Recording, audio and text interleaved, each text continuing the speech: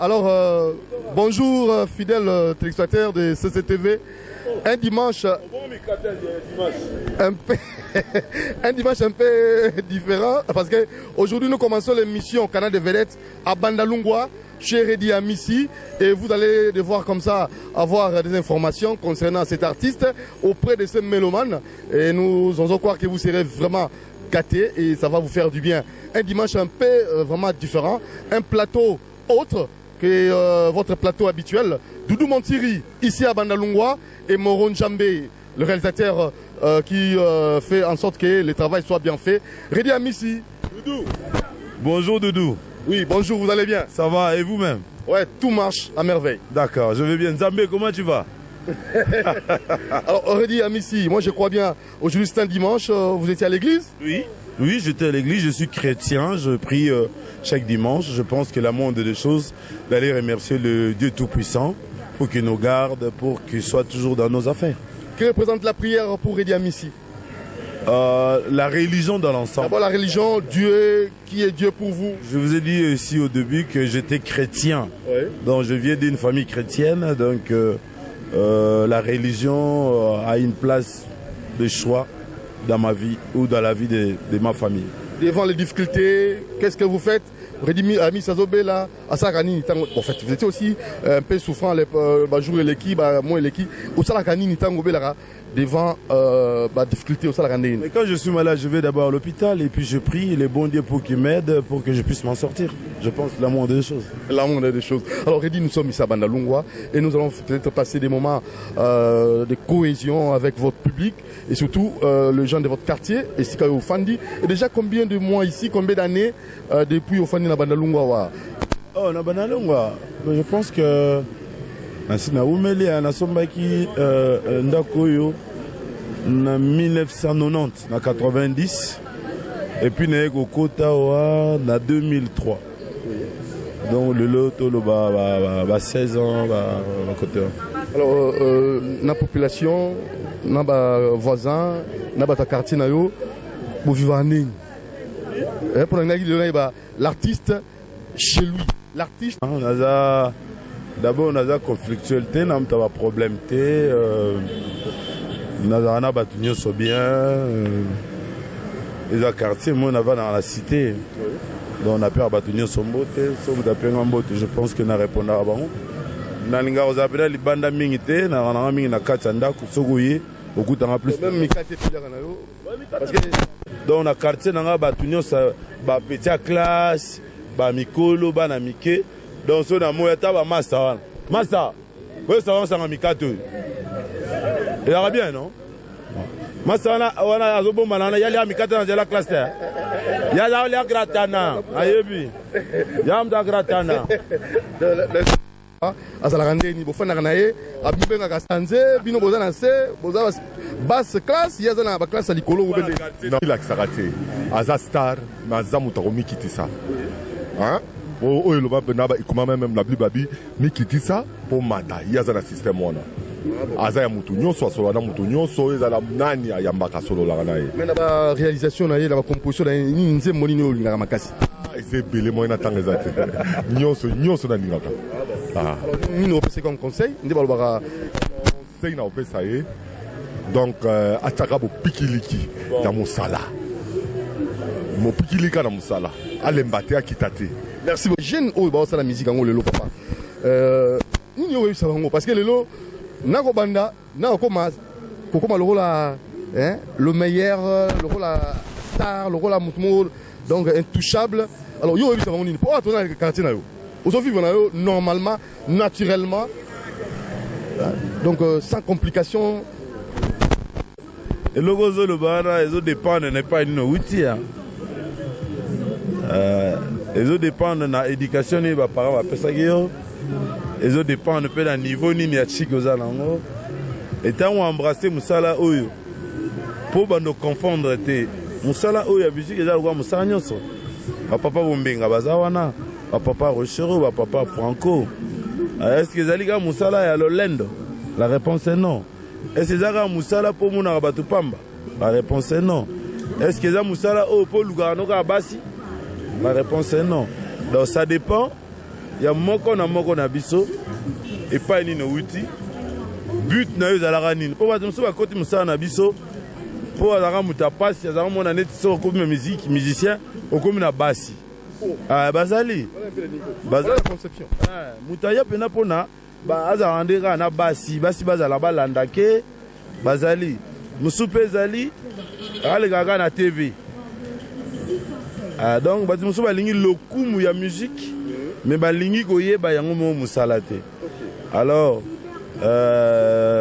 nalobaki eloko mona motu monga bi bakongolais bakosaka bango kaka 1 mètre so okomokoma na 2 mètre bakoyebaki soit toza faux chanteur soit toza impressionniste soit toza nano eloko ya koloba te yamoni mpo bato ebele balobaka na tv wana omoni so moto aleki na tv abandi komikumisa onga aza mayele yebaki bozoba ne bani mokolo abandaki komikumisa mutu munene tu n'es pas obligé koleka su na tv oloba ngai naza mutu munene ozofinga ba 90 millions ya bato ya ces artistes toproclama grand bazokoproclame bakoma bakoka te non nayebisa bango kaka botala bato oyo mamasa nayebisa bango kaka botala RDC lelo oyo bavedete nyonso babimaki avant botala baoyo baka bavantard basuka ndenge botala baoyo bazalaki baimpoli baza kofinga mpe bagrand tozali na baebela baza kofinga bagrand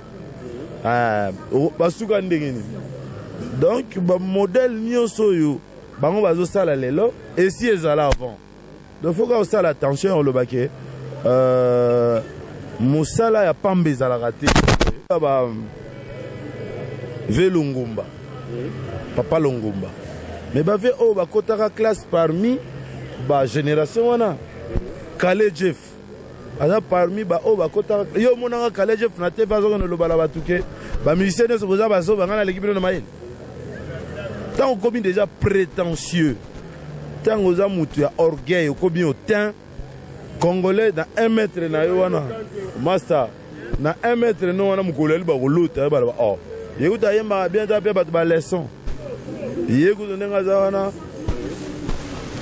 aza wana boye donc ata baninga otya oka te me ntango okomi otin fier okomi ofinga bato bakomi otala na chaussette olati osala nini osalaka nini donc eza beaucoup mieux moto na moto azala na esika oyo ya ye public eyebi moko na biso tosalaka nini capacité ya moko na moko qualité ya moko na moko c'est beaucoup mieux que tokoma biso nyonso bavantard tomona opesa bato baleson or ce qui est fondamental lelo banzembo mboka lokwa Congo eza mboko eza na 90 millions d'habitants bato mayele dudu na mboko baza bebo omoni biso tozoloba lelo na tv mais bato bazotala biso ngano toyebi te eza na catégorie bitu bazokomplete na oyo tozokoma te b oyo bayebi ya moyenne catégorie c oyo bazokogobe nyonso bato mayele bazali alors ntango tovandi na mboka oyo toyoki banzembo lokola ya ba otieli nga loboko na litama ekomi lokolo oyoki nga na sango tolobi te tozonga kala me ndenge elobake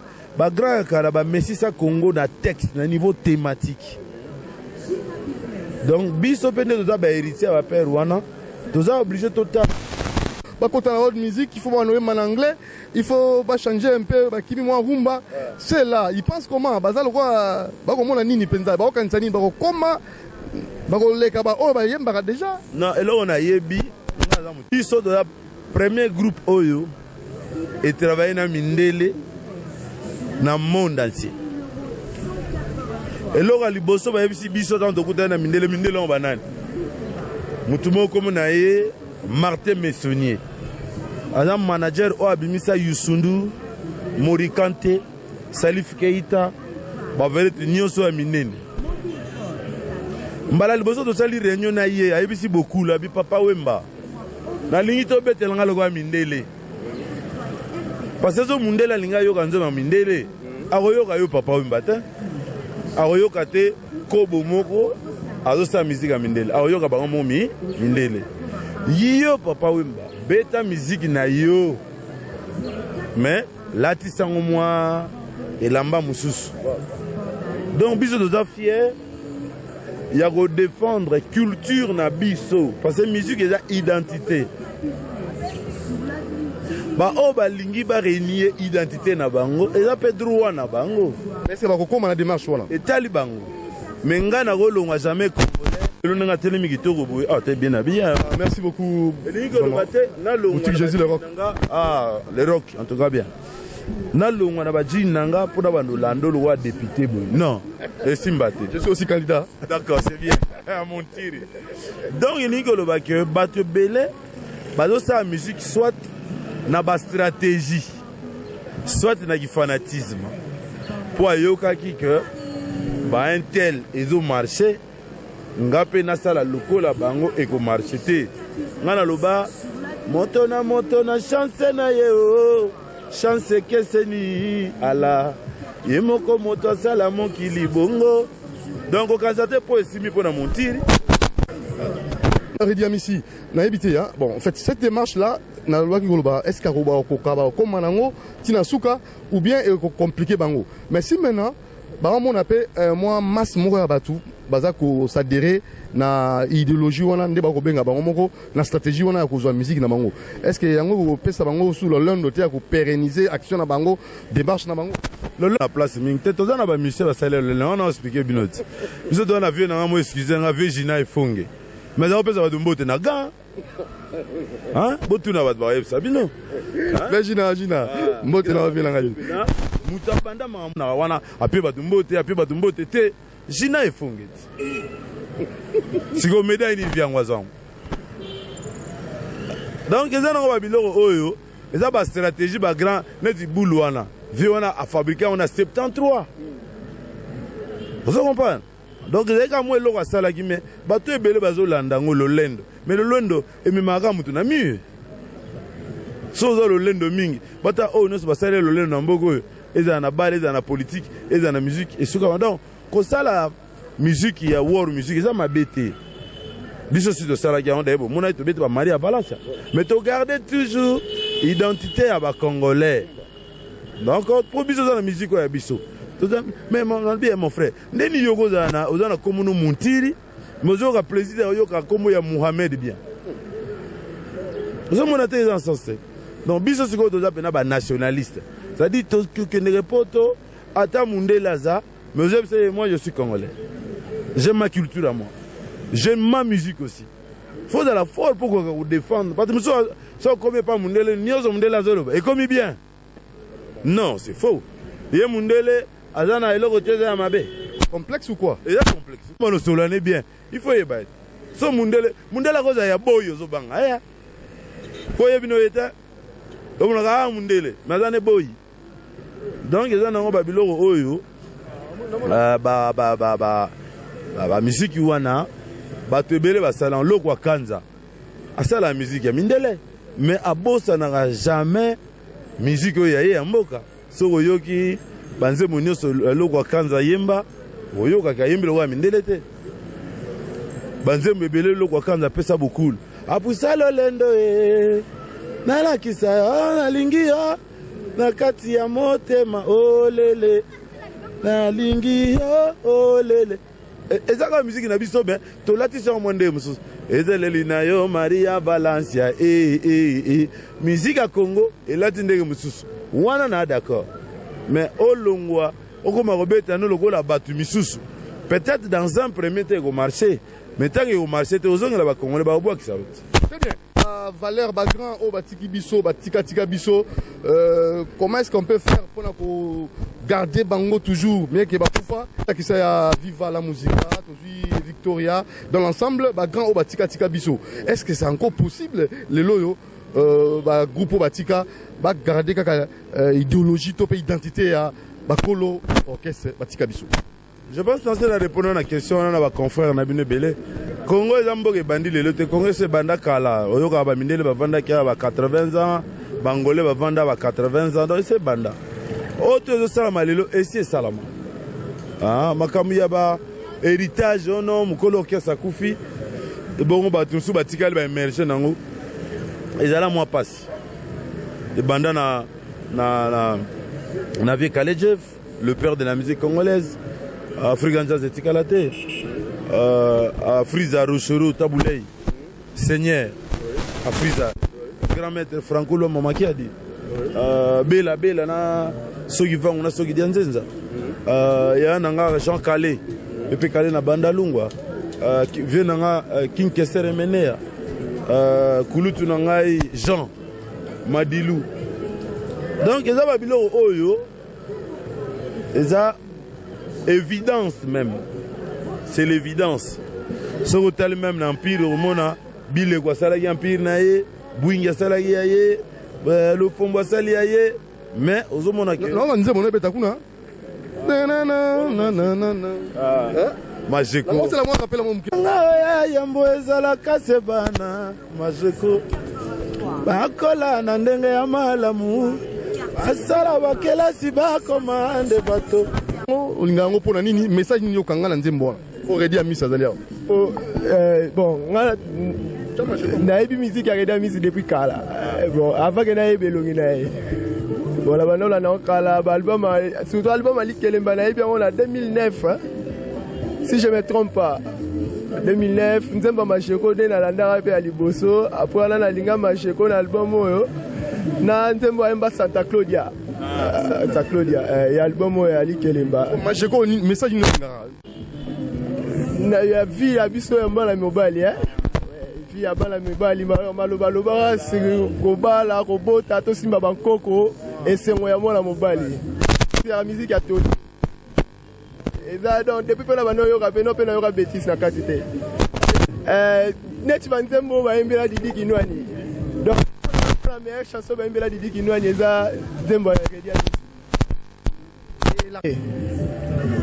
Il n'est pas orgueilleux parce qu'on voit d'autres musiciens malgré tout ba œuvre na bango momo na bango ba orgueilleux mine no mona bon Redi Misi il est simple parce que je me souviens depuis kala wala zano na Jeep na moko ya Suzuki si je me trompe pas wala répéter na mate kala omona pa legine pe makolo akia sombi na eba nini oya nini bafuyo wana surtout abano somba mingi na bano mona somba nini mundenge wana we na kombo la on la français de la bosani nini cœur de bœuf ouais cœur de bœuf ano kendo somba maman na wende cœur de bœuf c'est votre fruit préféré? Oui je prends ça de temps en temps. Ah bon en alinga mingi. Très bien. Alors pour finir Nino Ebisi artiste bon pour la ngai na sepela a continuer la musique ya betara atenga mateke non to beta foni ni pona eba non soke sali bongo bona et ça la bien té il faut continuer quand na ligue na ya libala pour le Congo. Oui. C'est un modèle pour le Congo parce que il joue la musique qu'il faut. Une musique là édificative, ce n'est pas une musique comme tous les autres musiciens là qui chantent n'importe quoi. Ils sont là des Liba là, c'est une leçon pour tout le monde. J'assiste tout le monde, j'essaie un peu de leur donner des conseils. Attendez, ça renferme tout. A une profondeur sur le mariage. Je pense que quand chacun de nous donne son point de vue qui n'est pas triché, c'est à chaud. Hein? Vous devrez quand même tenir compte de ça pour savoir que bon, je n'ai jamais triché. Ce que les gens racontent à mon égard, ça vient d'eux. On n'a pas fait de featuring pour lui dire qu'on va faire passer un journaliste, il faut dire ceci, cela. C'est spontané. Je pense que c'est quelque chose de bien pour avoir une idée dans l'ensemble, de savoir la personne ou l'artiste, en dehors de l'artiste, la personne, l'individu que je suis, comment je vis avec, d'abord dans le quartier, et quelles sont les relations que j'entretiens avec nos compatriotes. Et ce que je raconte à travers mes chansons, je pense que je le prends tout simplement dans la société. On dit l'artiste doit être au centre de la société. Et quand tu es au centre de la société, tu dois aussi écouter ce qui préoccupe cette société. À l'occurrence, le mariage. Quand on regarde aujourd'hui les gens qui se marient, 2 ans après, ils se séparent. 3 ans après, ils se séparent. 4 ans après, ils se séparent. Donc ça me faisait très mal. Je me suis dit, alors si c'est ça, ça veut dire que les 2 personnes ne se connaissaient pas. Je rajoute la phrase de mon frère, c'est moi si Akoba la bataille à Kenabizale. Parce qu'on dit Aza Akoba la té, certes, mais voilà. Memela o makambo na famille misusu akolukela o makambo epa baninga baleki bakolela leki na biso ake mokolo yango ekozala makambo mama kolela te ngana botama mabele. Donc ce sont des chansons soki mutu oyoka ozonga mutu eza Aziza bananga okenda Aziza kuta zonga donc nakokoyemba te mais j'aime ça. Togo soit quand même élément essentiel na enquête Togo sala. Alors so lingi peut-être pas na karatino fandara toya si réellement vous avez bien abattu. Alors Redia ici moi papa a une question kuna ba compter la opposition que ça vive.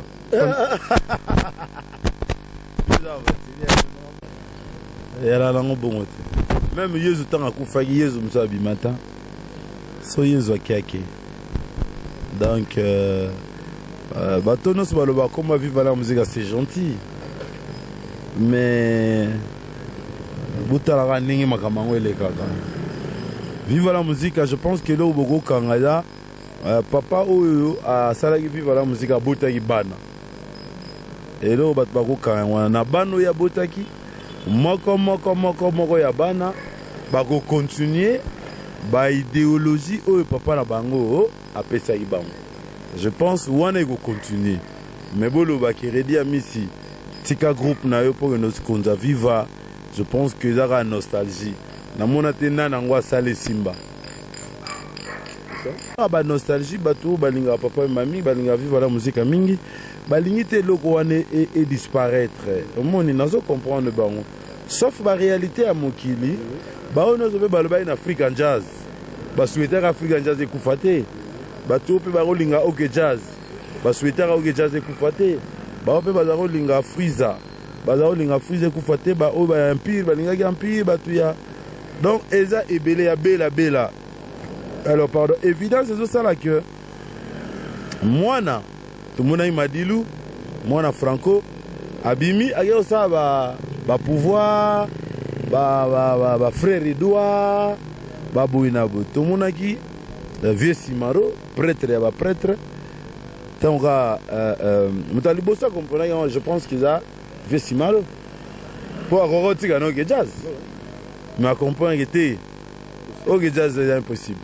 On a fouillé mon grammaire. Il y a celle là, bana ok. Abimisi ba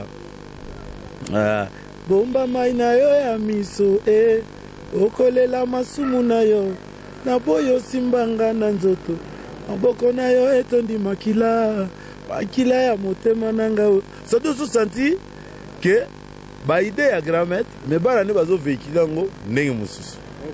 Là c'est faisable. Là c'est faisable. Puisque total la o salama. Au monde qui oui Madilu asalaki yango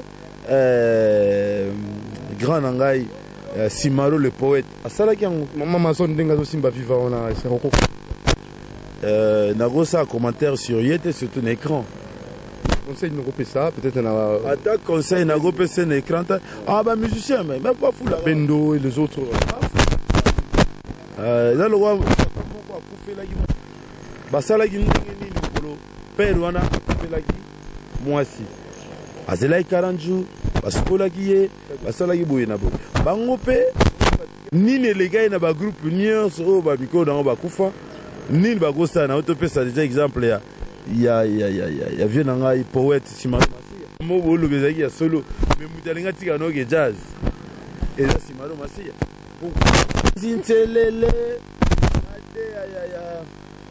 nde ya tselele azane ngai ate maleki na TV modali bombele bade ya ntelele aoleka na TV akomopesa bato leson mozotala me oyo de ya ntelele ayebo yemba te ayebo compose te me ye azoloba ye aza danger bon otali banzembo mambo ezolobama na oyo yango nalobaki ya moment donné il faut ministre ya culture et art asala promotion ya musique ya bien parce que lelo tokomokoma na tendance ya musique ezoyeba sou bien te wapi ya bien wapi ya mabe tout ekomi kaka musique ya Congo te musique ya Congo ya bien ezali musique ya Congo ya mabe pe ezali mais kasi tokosala baréunion te tosala baréunion toyokani ndenge nini tokokosala mpo topromotionne musique ya Congo. Donc censure eza déjà commission de censure. Non, commission de censure nazala nango d'accord te na si nalobaki yango mbala nama commission de censure eza lokola avocat ya baartiste.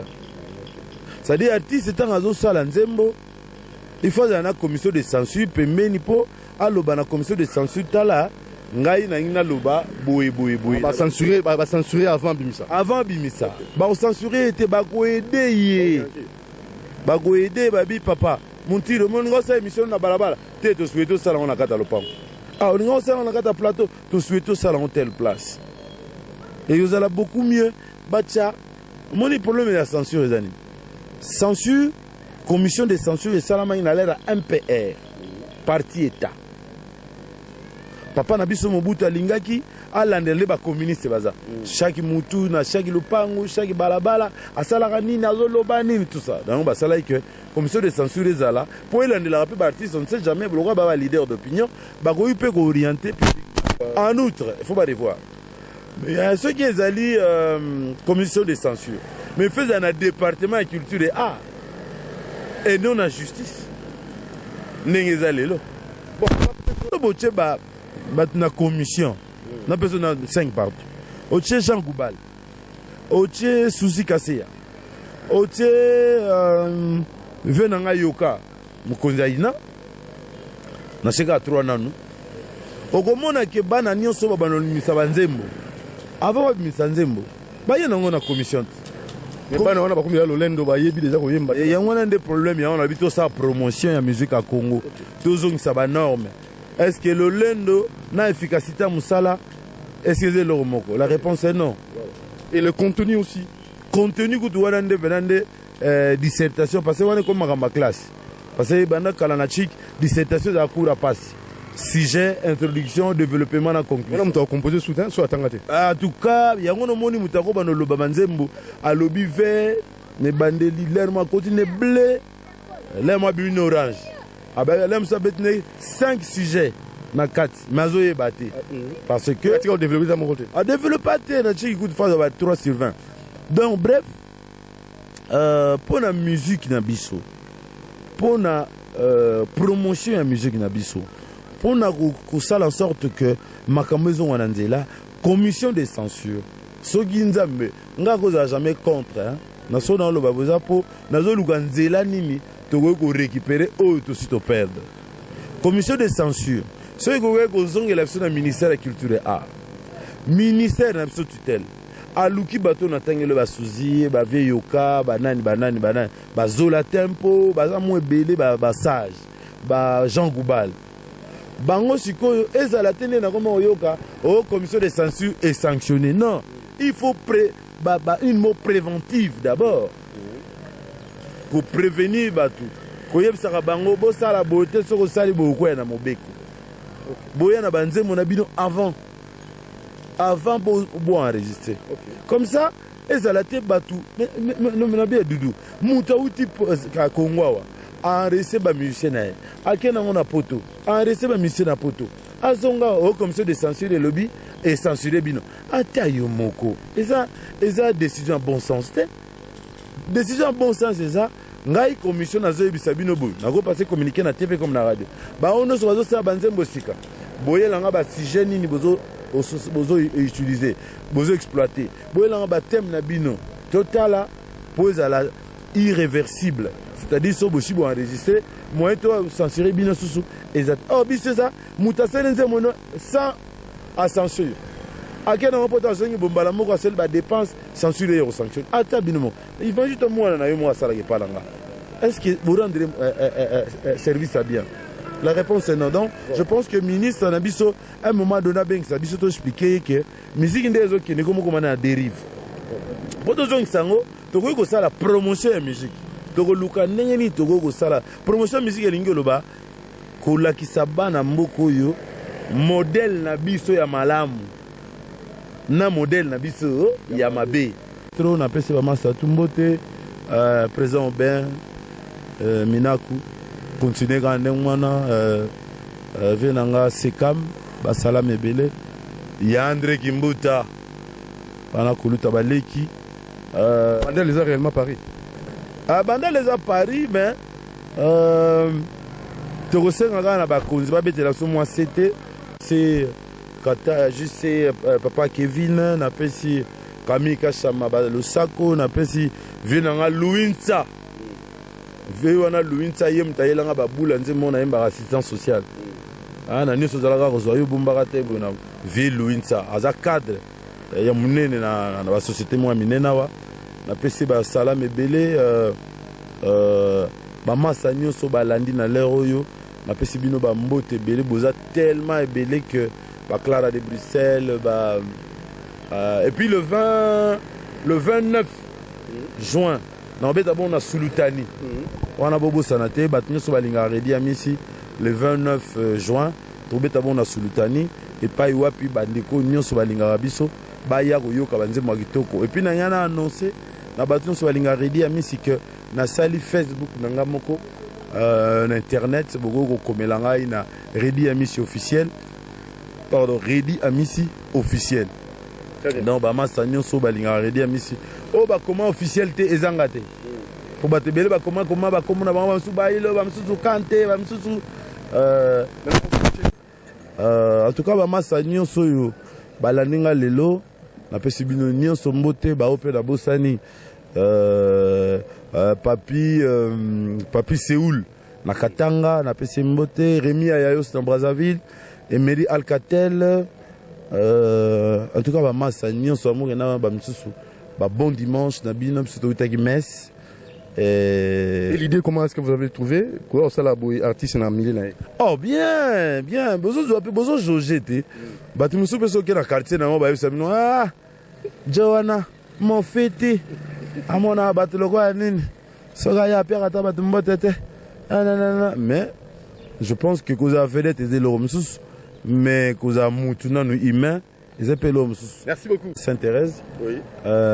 Comme on a eu Excellence Augustin Kikukama ça azolanda ngai en tout cas merci mingi na nyonso osali bana njili basepeli puis na nyonso ozosala napesi mama mbote papa na biso Augustin Kikukama epa ozali na petit na ngai Aristote Kikukama famille Kikukama nyonso napesi bino basalam et surtout bon dimanche. Signé Didier Mboli, Maman Mouleme Léonard. On y va.